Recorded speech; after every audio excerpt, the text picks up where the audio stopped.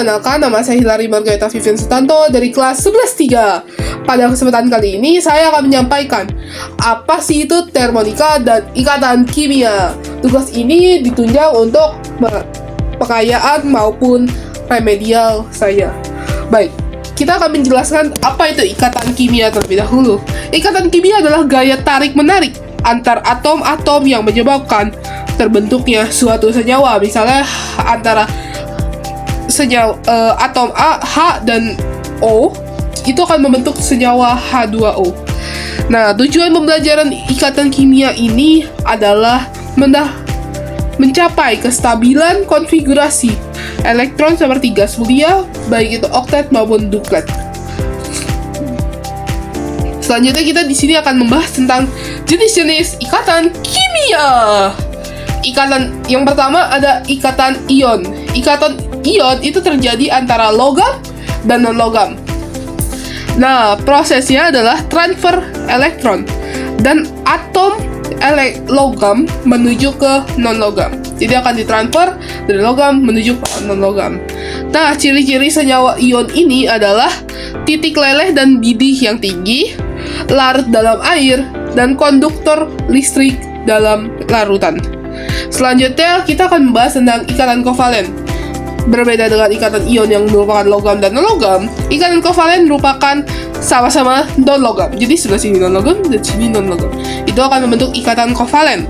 Prosesnya adalah penggunaan pasangan elektron secara bersama dan saling membantu satu sama lain. Jenis-jenis ikatan kovalen itu ada 3. Pertama, tunggal. Kedua, rangkap 2. Dan ketiga, rangkap 3. Selanjutnya ada polaritas ikatan kovalen.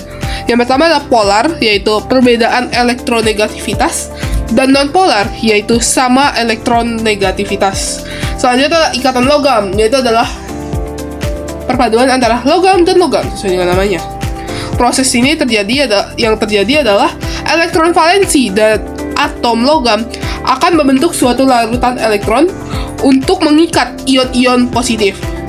Ciri-ciri ikatan logam adalah senyawa logam yang bersifat konduktor listrik dan panas yang baik, titik bidih dan leleh yang tinggi, bersifat ulet dan dapat ditempa. Selanjutnya kita akan membahas tentang bentuk-bentuk molekul. Bentuk molekul itu didasari oleh teori VSEPR, yaitu adalah menjelaskan bentuk molekul berdasarkan polakan pasangan elektron di sekitar atau pusat. Nih, faktor penentu bentuk molekul itu adalah di sini. Bisa dilihat jumlah elektron ikatan atau PeI dan pasangan elektron bebas yaitu PeB itu memiliki yaitu PeI dan PeB. Di sini kita mempunyai contoh NO2. Di sini PeB di sini adalah di bagian O bagian atas itu ada 2 di bagian 2 di atas dan bawah, dan sebelah kanannya 1. Nah, kalau elektron bebas itu ada 6. Nah, di O bawah juga ada atas dan bawah, jadi ada 2 lagi. Di sini ada juga PeI, pasangan elektron yang mengikat antara 2 zat ini. Di bagian atas ada PeI tunggal atau ikatan kovalen tunggal, dan yang bawah ikatan kovalen rangkap 2. Nah, contoh-contoh bentuk molekul itu ada linear, trigonal planar, dan pentahedral. Selanjutnya, hibridisasi. Apa itu hibridisasi? Yaitu adalah proses penggabungan orbital atom untuk membentuk orbital hibridasi. Tujuannya adalah menjelaskan bentuk molekul yang tidak fake sesuai dengan teori VSEPR sederhana. Jenis-jenis hibridasi itu ada banyak. Di sini ada SP, SP2, SP3, SP3D, SP3D2. Di sini kita akan mengambil sulfur dengan nomor 16. Di situ akan membentuk 2 di bagian kotak S, 4 di bagian P, dan bagian T kosong. Karena ini tidak seimbang, jadi dihibridisasikan menjadi 1 di bagian S, 3 di bagian P, dan 2 di bagian D. Maka jenis hibridisasi pada gambar pada 16 sulfur ini adalah sp3d2. Apa sih kegunaan hibridisasi? Yaitu adalah menentukan tipe bentuk molekul. Misalnya di sini kita punya sp2, itu membentuk bentuk linear. Contohnya adalah BeCl2. Selanjutnya ada sp3, itu membentuk trigonal planar. Contohnya adalah BF3. Selanjutnya ada sp2d, yaitu adalah bengkok dengan bentuk huruf V. Contohnya adalah SO2. Di sini kita akan membahas contoh soalnya. Soalnya adalah tentukan bentuk molekul dan molekul air atau H2O dan jelaskan hibridisasinya. Di sini untuk air terdiri dari O yaitu oksigen dan H yaitu hidrogen. Nah, di sini kita mempunyai bentuk ikatannya, di mana O memiliki 2 PEI, bisa dilihat di bagian atas O dan bagian bawah O, dan tolakan PEB antara O dan H di sebelah kanan dan sebelah kirinya. Nah, kita akan membahas hibridisasinya. Hibridisasi 8O atau oksigen, yaitu He2, 2S2, 4P4. Sebelum hibridisasi, bentuknya adalah 2 di bagian S dan 4 di bagian P. Setelah hibridisasi, akan membentuk 2 di bagian S dan 6 di bagian P. Dari mana sih yang merah itu? Ya dari H-nya, karena saling melengkapkan.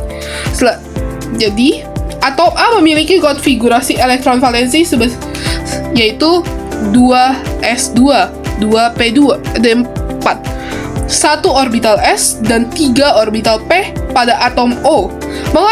Mengalami hibridisasi membentuk 4 orbital hibrida sp3. 2 orbital hibrida sp3 terdiri atas pasangan elektron bebas, sedangkan 2 lainnya bentuk ikatan lain dengan atom H. Setelah kita membahas mengenai ikatan kimia, kita akan membahas tentang termokimia. Kita akan bahas dulu pengertian secara luas dulu.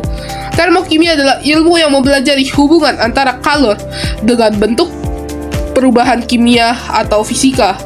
Sistem dan lingkungan termokimia ada 2 pengelompokan, yaitu sistem dan lingkungan, di mana exotherm itu adalah sistem keluar ke lingkungan dan endotherm adalah lingkungan ke dalam sistem.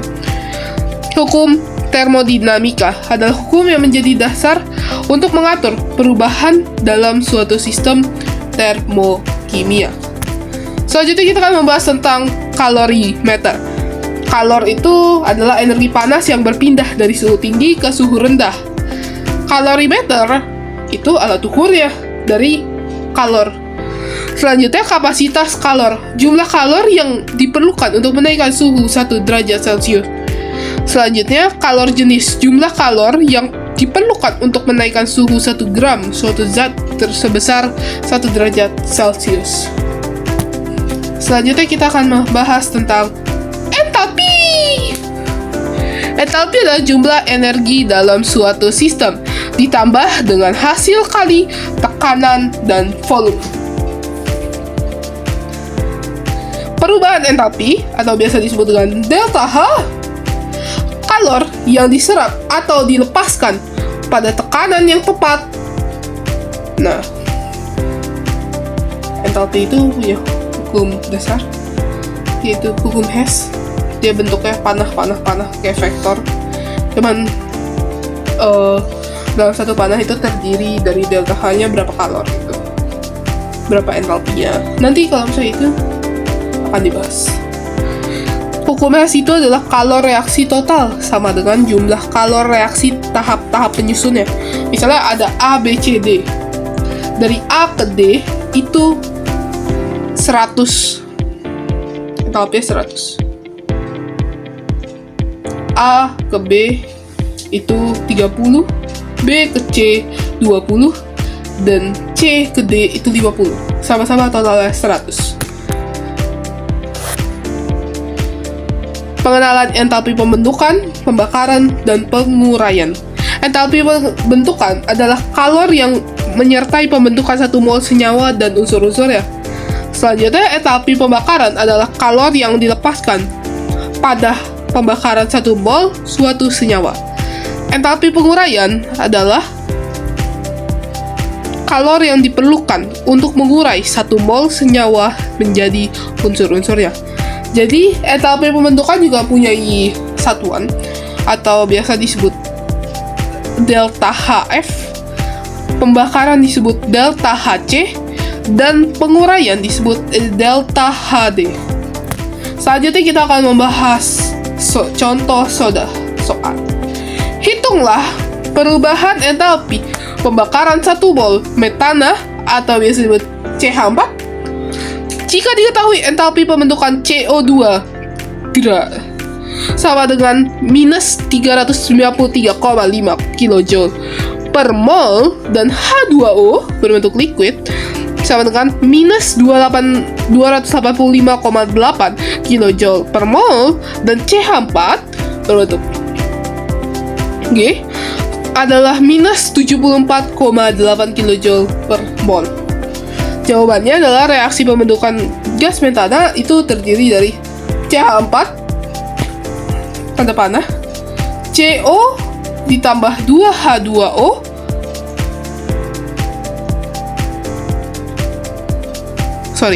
CH4 ditambah 2O2 sama dengan CO2 ditambah 2HO. Di sini delta H reaksi itu adalah delta H produk dan sigma delta H produk dan sigma delta H reaktan.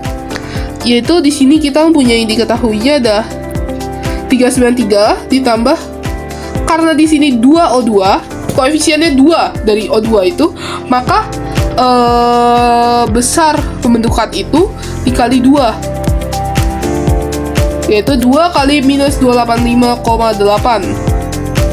Selanjutnya dikurang oleh CO2 ditambah 2HO2, yaitu minus 74,8 sama dengan minus 890,3 kJ per mol. Jadi perubahan entalpi pembakaran 1 mol metana adalah minus 890,3 kJ per mol. Sekian video hari ini membahas tentang ikatan kimia dan termokimia telah selesai. Sekian presentasi saya ucapkan terima kasih dan mohon maaf bila ada satu kata, perilaku, atau sesuatu yang tidak mengenakan bagi Anda. Saya mohon maaf sebesar-besarnya. Saya undur diri, mohon pamit. Terima kasih banyak.